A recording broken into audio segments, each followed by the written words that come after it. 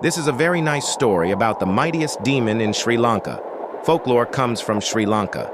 The name of this demon is Mahasona, Maha, meaning the greatest, and Sona, meaning the one who lives in a cemetery, giving us the literal meaning of the greatest one who lives in a cemetery. By appearance, he is dark and possesses a tall, imposing stature, a prime example of a human specimen. However, there is a twist. His head is that of a bear instead of a human, and it is a contorted visage. I know I have aroused your curiosity. As with every tale in Sri Lankan folklore, this one is intertwined with a backstory that reaches back to King Dutugemunu, the greatest warrior among Sri Lankan lineage of kings. King Dutugemunu had 10 chief commanders, known as the Giants. It was a term used figuratively to honor their strength and might, rather than to describe their physical appearance. During that era, a warrior named Jayasena was there from the region of Rittigala, earning him the name Rittigala Jayasena. With his handsome figure, he won the hearts of many young women. When he was not being a romantic, he used to drink toddy, forgetting even who he was. Following the legendary war to reclaim the great city Anuradhapura from the Chola king Alara, a grand celebration was organized for several days, and it was ensured to provide an unending supply of toddy for all. During one such celebration party, after enjoying several pots of toddy, Rittigala Jayasena wanted to assume the role of a hero. His target was Gotambara, one of the king's chief commanders known for his unusually short stature. Rittigala Jayasena committed an unimaginably foolish act. Rittigala Jayasena cracked a cheap joke targeting Gotambara's wife while insulting his manhood. Gotambara also has already consumed several pots of toddy. With the clouded judgment, he challenged Rittigala Jayasena to a bare-handed duel, which was promptly accepted. However, the following day, when Rittigala Jayasena regained his ability to think clearly, he realized the dire situation he had placed himself in. Despite the physical presence, the reputation of Gotambara as a mighty warrior was widely recognized. It was no longer an option to evade the duel, especially since the challenge had been witnessed by several others. Rittigala Jayasena's only relief was his entitlement to choose the time and location for the fight as the challenged party. After consulting with his friend, an expert in dark magic, Rittigala Jayasena chose the early morning hours and a cemetery as the designated location, aiming to get the full potential of dark magic. On that particular day, Gotambara reached the fighting ground drunkenly, after consuming several pots of toddy with total confidence.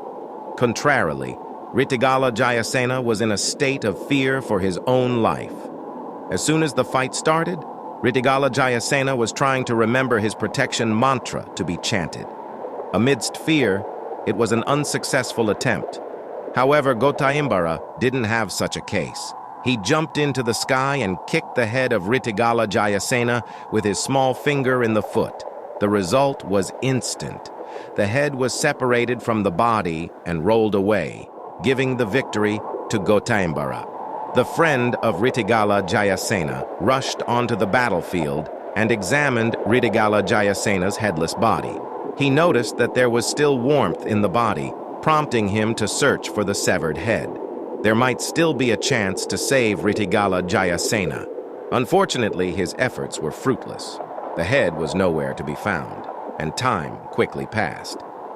During his search, the friend came across the lifeless body of a bear, and suddenly an idea occurred to him. He separated the bear's head and returned to the battleground before it was too late. Placing the bear's head atop the body of Rittigala Jayasena, he began to chant the revival mantra. Miraculously, it worked. In a moment, the body came back to life and stood upright. However, something was amiss. The friend had attached the head in the wrong direction. Out of shame, Rittigala Jayasena decided not to move again with civilization. Instead, he spent his entire life at the cemetery, and later, he became an immortal demon. Since he was always associated with a cemetery, he became known as Mahasona, instead of addressing him with his real one. Every deity and demon in Sri Lanka uses an animal as their vehicle.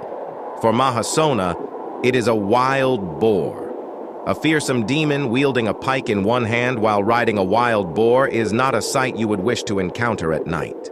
He was a former warrior who suffered defeat in battle. Therefore, he has a resentment against so-called brave individuals, particularly those daring enough to pass by a cemetery at night or anyone traveling after consuming foods prepared with meat, fish, or items fried in oil. Upon encountering such unsuspecting victims, he would leave a bluish handprint on their shoulder, a clear sign to identify as an attack from Mahasona. In most cases, the victims would lose their sanity, which was difficult to regain. This created the reputation of Mahasona as the most formidable demon in Sri Lankan folklore.